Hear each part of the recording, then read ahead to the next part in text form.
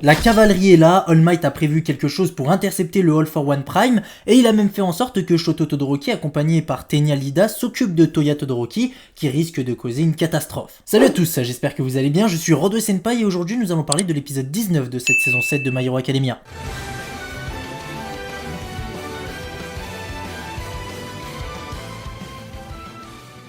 Je pense que pour le coup on s'est tous fait berner par la précédente preview qui a beaucoup mis en avant l'intervention d'All Might pour intercepter le All for One Prime que le combat des Todoroki face à Toya. C'est donc pourquoi j'ai été un peu surpris de voir dans cet épisode l'intégralité du combat d'Endeavor et sa famille face à Crematorium, même si évidemment cela ne m'a pas déplu, je trouve même qu'on nous a bien régalé. L'épisode commence avec la réaction des civils qui sont cachés à Yue face à la correction qu'a donné All for One Prime aux différents héros du Mont Gunga. Du côté de Tsukaoshi et son équipe c'est aussi la panique, tandis qu'All for One Prime prend la route pour rejoindre la position de Shigaraki.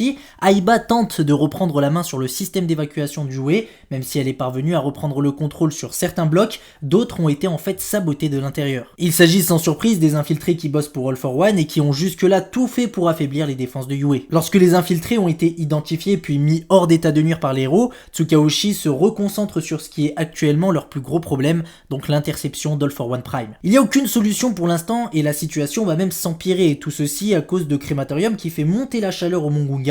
Selon le graphique qui nous est montré, Endeavor est en très mauvaise posture et risque de ne plus pouvoir résister longtemps. Il faut savoir que depuis que Crematorium a été capturé grâce notamment à Shoto et sa technique, celui-ci n'a cessé de retenir de la chaleur à l'intérieur de lui en la compressant. Lorsque Dabi craquera et finira par disparaître, il libérera toute cette chaleur qu'il gardait en lui sur 5 km à la ronde, provoquant une véritable explosion de chaleur. Le gros souci dans cette histoire, c'est que dans le périmètre de cette explosion de chaleur, il y a une route d'évacuation qui relie Yue à l'ouest et Shiketsu à l'est.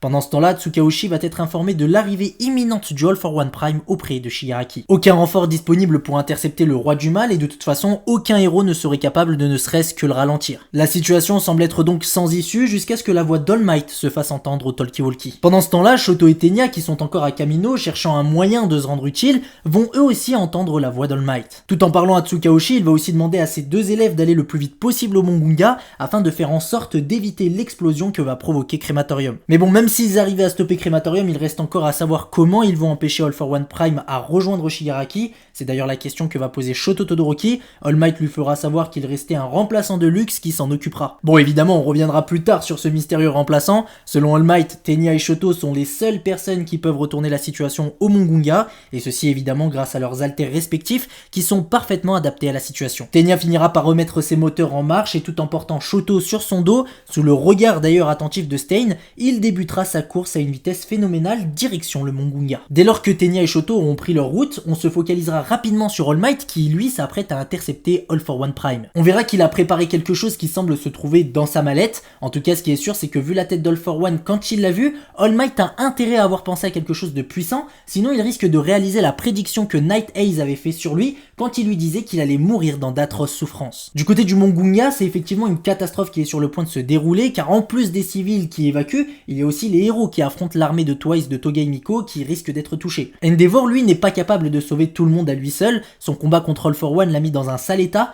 il ne pourra donc même pas gérer Crematorium qui lui l'attaque sans relâche. Et lorsque suite à la chaleur que dégage Dabi, Endeavor s'apprêtait donc à perdre connaissance, l'actuel numéro 1 des héros va se rappeler de quelque chose. En voulant savoir comment il était possible que Toya puisse résister à la chaleur qu'il déploie, il va se rappeler que lorsqu'un danger de mort est ressenti, il transforme l'individu en question. En l'occurrence ici, un danger de mort peut éveiller un alter. Endeavor nous apprendra aussi que face à un incendie, on peut obtenir temporairement des aptitudes physiques insensées qui se rapprochent d'un éveil, même si c'est encore différent d'un éveil. En tout cas, cette force ne se manifeste qu'aux portes de la mort. Il comprendra que Toya est en train de vivre ce phénomène à partir du moment où il verra l'alter de glace de Rei, sa femme, se manifester sur le corps de celui-ci. Cela répondra aussi à sa question précédente quand il se demandait comment Toya arrivait à supporter toute cette chaleur. Face à la réalité de la situation et malgré celle-ci, Endeavor ne voit qu'une seule solution pour arrêter son fils, c'est de se sacrifier avec lui, mais au moment où Crematorium allait craquer, de la glace est venue rafraîchir la zone. Il s'agit de Rei, donc la mère de Toya Todoroki et la femme d'Endeavor, qui n'a pas pu s'empêcher d'intervenir.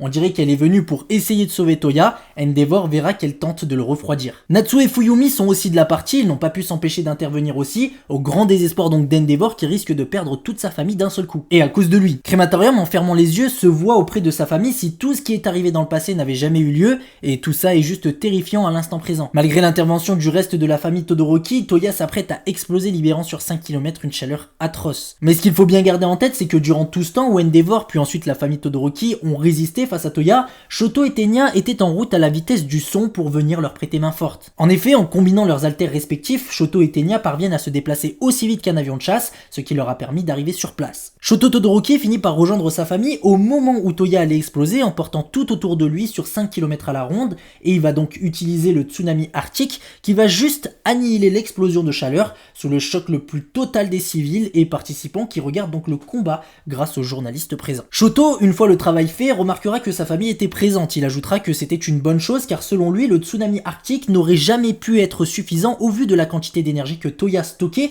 depuis qu'ils avaient débuté leur combat à Kamino. Crématorium est désormais vaincu, mais ce qui est fou, c'est que malgré tout ce qu'il a subi, il parvient encore à être conscient et il fera savoir à quel point il et sa famille et surtout son père. Endeavor profitera de cet instant où toute sa famille est présente pour s'excuser encore pour tout ce qu'il a fait, et c'est d'ailleurs sur ça que l'épisode prendra fin. Comme d'habitude, avant de parler de la preview, on va revenir sur quelques événements de l'épisode, notamment sur la présence de Stain et son importance dans la suite, qu'elle soit directe ou indirecte, et le plan qu'a préparé All Might pour intercepter All for One Prime. Comme on a pu le constater, Stain était présent à Kamino lorsque Tenya et Shoto ont été contactés par All Might. Stain a d'ailleurs pu assister au départ des deux élèves de Yue qui ont pris la direction du Mont Gunga. Je sais pas si Stain prendra part de façon directe au combat contre les vilains, mais ce qui est sûr c'est que ce serait incroyable de le voir s'allier aux héros pour vaincre la menace qui est All for One. Pour moi c'est possible, sachant qu'il est admiratif d'All Might, il pourrait très bien finir par admirer ses élèves qui ont hérité de ce qu'il appelle le véritable héroïsme. D'ailleurs on le voit regarder les agissements des jeunes de Yue, sachant très bien pourquoi ils combattent. En effet, il est aujourd'hui impossible de dire que les héros ne sont pas de véritables héros. Vu la situation dans laquelle est le pays, ils pourraient très bien abandonner et partir, cependant ils sont toujours là et c'est clairement pas pour l'argent ou la gloire, mais simplement pour sauver leur pays, les civils et ce qui reste de leur société. Stain qui regarde Tenya et Shoto, c'est pas quelque chose qui a été fait au hasard, surtout qu'ils font partie des héros qui ont permis sa capture. Aujourd'hui, il analyse leur comportement pour savoir s'ils sont de véritables héros et s'ils sont dignes d'être les élèves d'All Might. On peut aussi parler d'All Might et de l'influence qu'a eu Stain sur lui, ce qui fait partie des éléments qui l'ont poussé à intervenir face à All for One Prime. Souvenez-vous, lorsque All Might et Stain se sont rencontrés en saison 6, le tueur de héros faisait exprès de ne pas reconnaître celui qui était devant lui, en essayant de lui faire rappeler à quel point il était perdu depuis qu'il n'avait plus le One for All. En effet, il lui rappellera qu'All Might n'était pas seulement quelqu'un de puissant, il ne se réduisait pas à son alter. All Might était un symbole, une idée, une façon de penser et d'agir. De ce fait, même s'il perdait son alter, ce symbole ne pourrait pas disparaître car ça va au-delà de tout ça. Et ceci, encore une fois, c'est Stain qui l'avait rappelé à All Might, lui qui n'agissait plus après la perte de son alter et qui laissait faire les autres. En ayant préparé quelque chose pour intercepter All for One Prime, Toshinori Yagi prouve qu'il est encore le symbole de la paix, et si cela est retransmis à la télévision grâce aux journalistes,